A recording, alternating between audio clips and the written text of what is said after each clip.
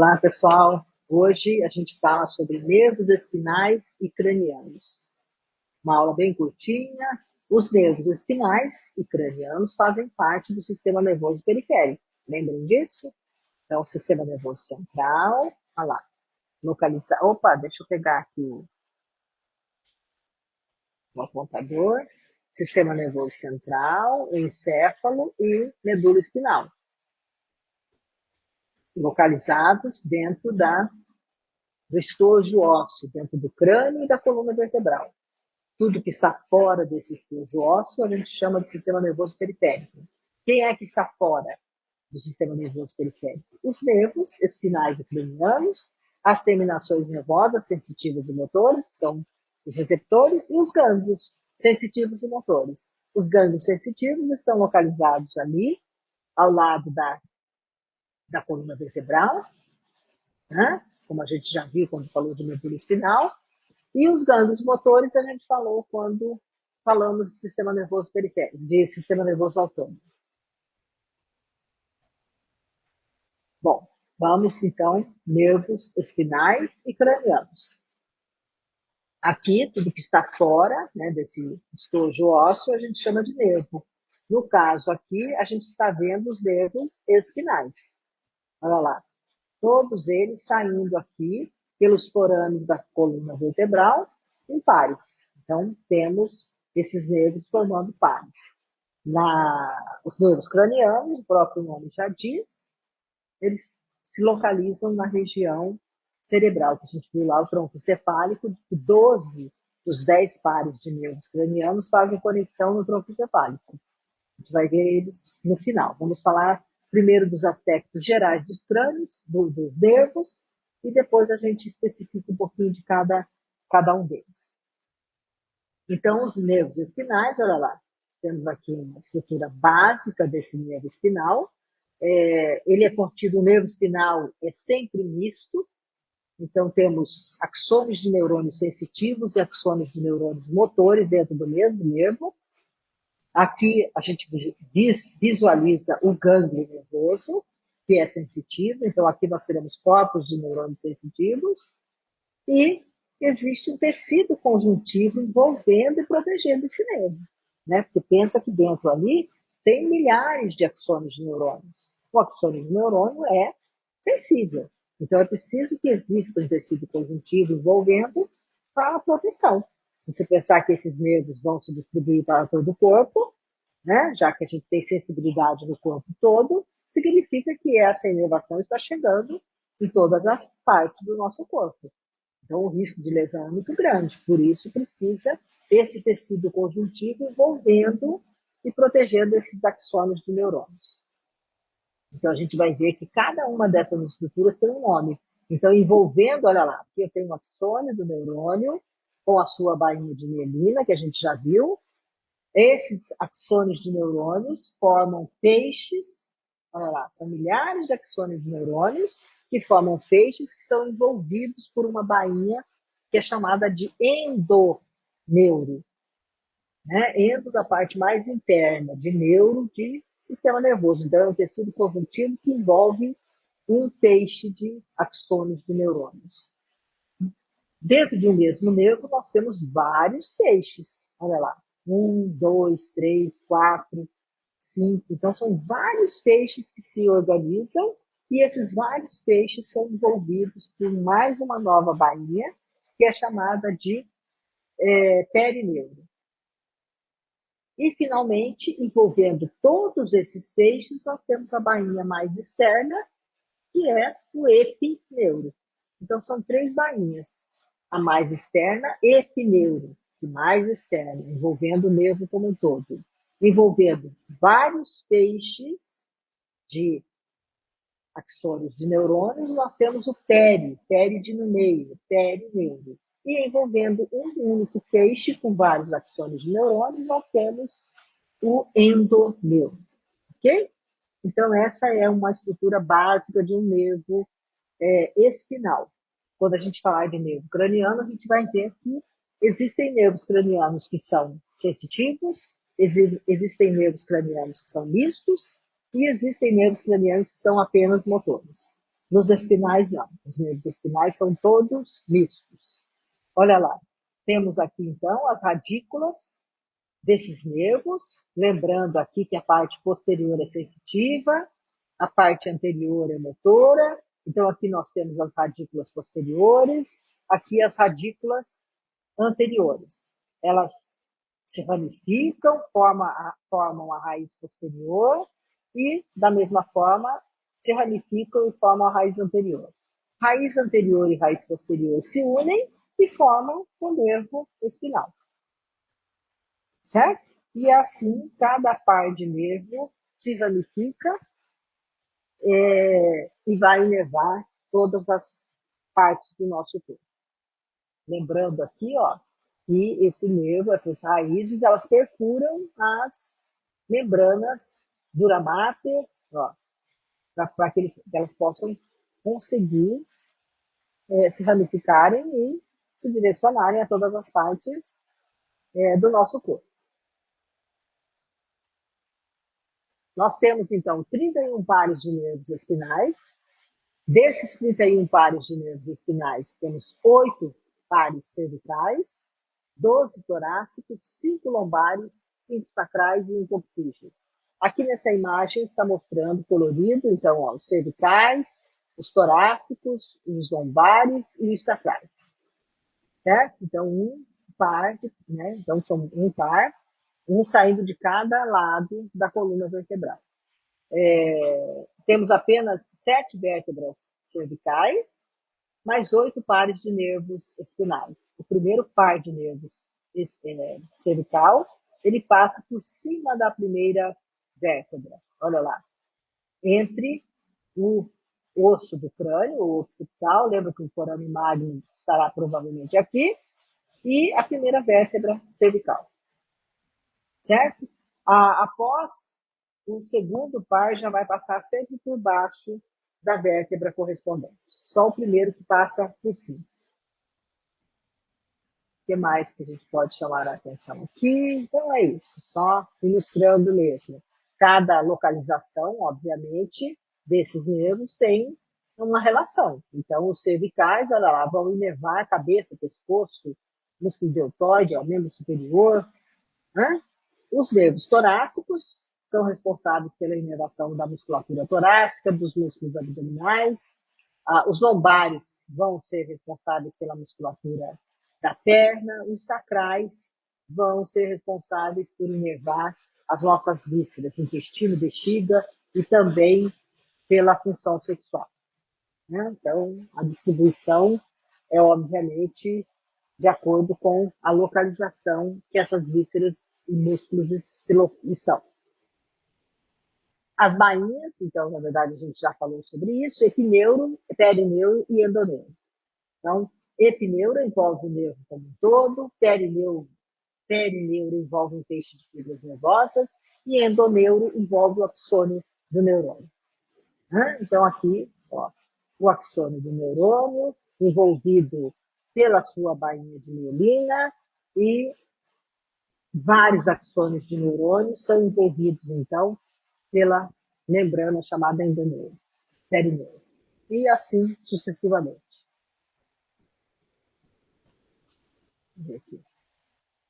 Tá, isso a gente já falou. Aqui, só para ilustrar, que em alguns locais da coluna vertebral, essa inervação, esses nervos espinais, eles se conectam e formam uma estrutura que a gente chama de plexo.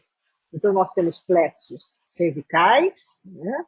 Plexo braquial, plexo lombosacral.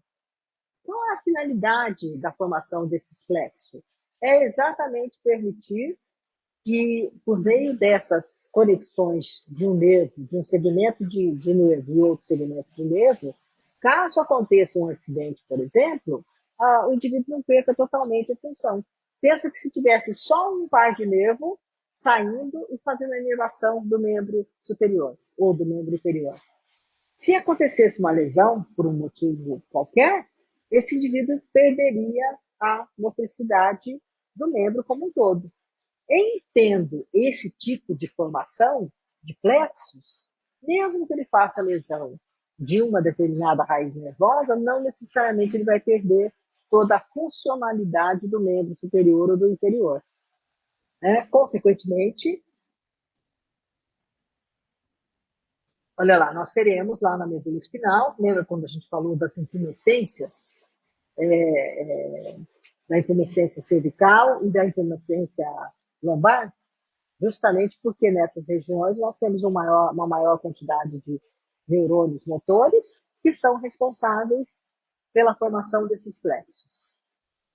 Olha lá, então o plexo, na verdade, ó, nós vamos encontrar raízes nervosas, ó, se conectando, formando como se fossem desvios. Então vamos pensar que se por acaso acontecer, então vamos pensar que se por acaso acontecer uma lesão dessa região aqui, ó, dessa raiz nervosa, o indivíduo não vai perder necessariamente a motricidade, a sensibilidade do membro como um todo. Por quê? Porque a informação pode continuar passando por aqui, por aqui, por aqui, e percebe que todas elas se conectam? Ó, tanto essa raiz como essa raiz estão conectadas. E da mesma forma aqui embaixo. Olha lá, o plexo lombar e o plexo sacral. Olha como eles se conectam. Aqui nessa outra imagem, a gente tem uma imagem mais verdadeira. Ali é um esquema, aqui é uma imagem mais verdadeira. Esse aqui, ó, é o nervo ciático, que é o maior nervo do nosso corpo. Né? Então, ele é responsável por inervar todo o membro inferior. Todo mundo já ouviu falar, e eu estou com uma compressão do ciático, está doendo todo o membro inferior, inclusive o pé, justamente porque ele é uma raiz principal que forma um nervo principal que inerva todo o membro inferior. Só que ele recebe também, ó, ele faz parte de um plexo. Olha lá. Então tem essa raiz,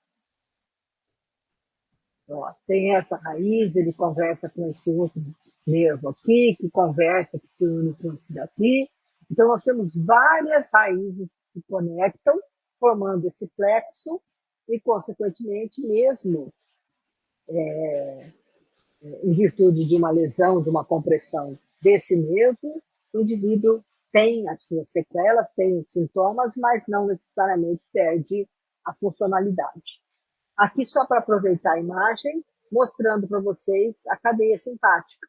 Olha lá, essa daqui é a cadeia simpática, tá vendo? Esses gânglios aqui são gânglios motores. Percebem? Tem aqui, olha lá, a comunicação entre o sistema nervoso central e a cadeia simpática. Então, bem bonitinho aqui,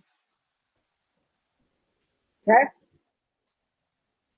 E, finalmente, os nervos cranianos. Então, como eu falei, são 12 pares de nervos cranianos, são 12 pares de nervos cranianos. Estruturalmente falando, eles são, também apresentam, né, as membranas conjuntivas, o tecido conjuntivo protegendo, endoneuro, perineuro e epineuro.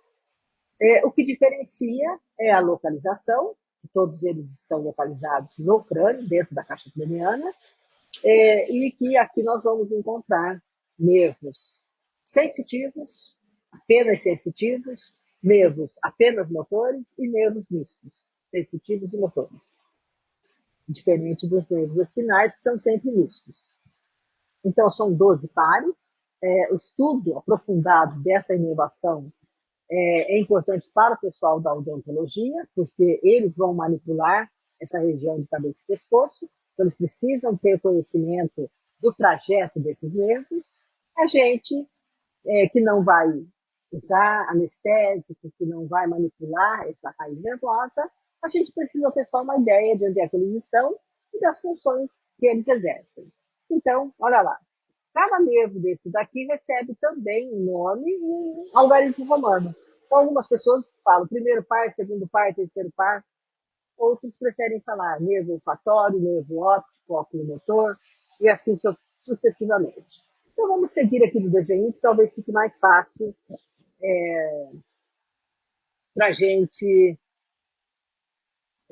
acompanhar. Então, vamos lá. Primeiro par de nervo craniano, nervo olfatório. Olha lá. O nervo olfatório é o nervo sensitivo e tem uma função básica de olfato. Então, os receptores desse nervo olfatório estão aqui na cavidade nasal, ó, no teto da cavidade nasal, e são eles que captam todos os estímulos do ambiente, convertem em energia eletroquímica e formam ao nosso córtex olfatório o cheiro das coisas que existem no mundo. Ah, esse é bom, esse não é, e assim sucessivamente. Então, o primeiro par é o nervo olfatório. O segundo par é o nervo óptico. Olha lá. O nervo óptico, o próprio nome já está dizendo, é um nervo também sensitivo. Né? O nervo óptico é responsável por captar as informações, os estímulos luminosos que existem no mundo. Da mesma forma, converter o impulso, né, nervoso e levar a informação para o córtex occipital, onde o indivíduo vai enxergar. Na sequência, o terceiro par. O terceiro par de nervo craniano é o nervo óculo-motor. Olha lá, ele está aqui, ó, óculo-motor. Olha onde ele está. Bem aqui. Então vamos achar ele aqui. Terceiro par, óculo-motor. Olha lá. O nervo óculo-motor é um nervo motor. O próprio nome dele já está falando. Óculo-motor. É uma inervação que vai ser responsável por inervar a musculatura extrínseca dos olhos. Então, ó, aqui essa imagem mostra bem. Então, temos aqui músculos estriados esqueléticos envolvendo o globo ocular, que vão, por meio da sua contração e relaxamento, permitir que a gente olhe os lados, para cima, para baixo. Né? Então, o globo ocular se movimenta porque existem musculatura estriada esquelética lá. Quem faz a inervação desses músculos estriados esqueléticos é um nervo craniano chamado nervo óculo-motor. O quarto par de nervo craniano é chamado de nervo troclear. O troclear já é um nervo misto. Ele é sensitivo e motor. Ele também inerva essa musculatura extrínseca dos olhos. O quinto par é o nervo trigêmeo. Olha lá, trigêmeo porque ele tem três raízes. Esse nervo trigêmeo ele aparece aqui, ó, na região da ponte. Então é um nervo bastante espesso, né? Então, o nervo trigêmeo, olha aqui nessa imagem que é mais bonitinha, ele chama trigêmeo porque ele tem três raízes. O nervo trigêmeo é um nervo misto e ele vai inervar, olha lá, toda a região de face, ó, ok? Na sequência, nervo abducente, que é o sexto par, o nervo abducente, cadê aqui? Sexto par. Aqui, nervo abducente,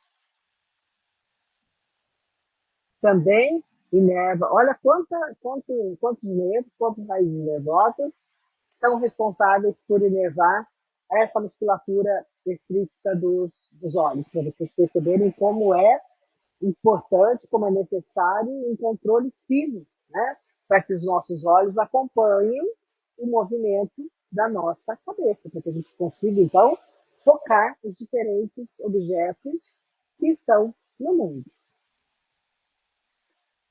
O sétimo par é o nervo facial, olha lá, o nervo facial, o nervo motor, que inerva a musculatura facial, da expressão facial, então eu consigo levantar a sobrancelha, olha lá, enrugar a testa, franzir, mostrando uma expressão facial de grandeza, posso orar, posso sorrir, fazer uma expressão irônica e, enfim, todas as possibilidades aí de expressões faciais que existem na nossa espécie. O oitavo par é o nervo vestíbulo coclear. O nervo vestíbulo coclear tem função sensitiva, no sentido de permitir a audição e também faz parte do nosso sistema de equilíbrio. O, o nono par é o glossofaríngeo. O glossofaríngeo é o nervo que está relacionado, olha lá, motor, desculpa, misto, apresenta uma região motora da parte superior aqui da região de nasofaringe e orofaringe e sensitivo para a região de língua. Então, também permite aí a percepção dos diferentes sabores que existem no mundo. E a parte posterior é responsável pela contração da musculatura extrínseca dessa parte da nossa faringe que é superior e é constituída por musculatura estriada esquelética, para que as coisas aconteçam em conjunto e no ato da mastigação.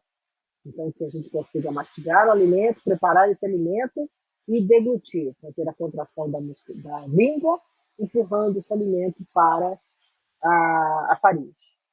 O décimo par, que é o vago, o nervo vago é o nervo motor, ele inerva todas as vísceras, são inervadas pelo nervo vago.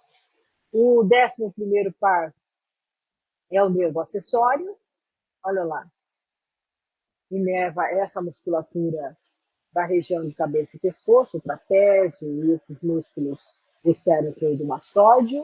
E o 12º par é o nervo hipoglosso, que também inerva a região de cavidade oral. Olha lá. Okay? Região de língua, trabalhando em conjunto com o glossofaríngeo. Ok? Então, esses são os 12 pares de nervos cranianos. Lembrando que 10 deles fazem conexão no tronco cefálico e 2, que são o olfatório e o óptico, fazem conexão no cérebro. Né? Estruturalmente, apresentam os mesmos envoltórios de tecido conjuntivo e se diferenciam dos espinais em virtude de aqui nós temos nervos sensitivos, místicos e motores. E os nervos espinais apenas sensitivos, apenas místicos. Ok? É isso então, pessoal, que eu tinha para falar para vocês sobre nervos cranianos. Acompanhem o capítulo do livro e bom estudo para vocês.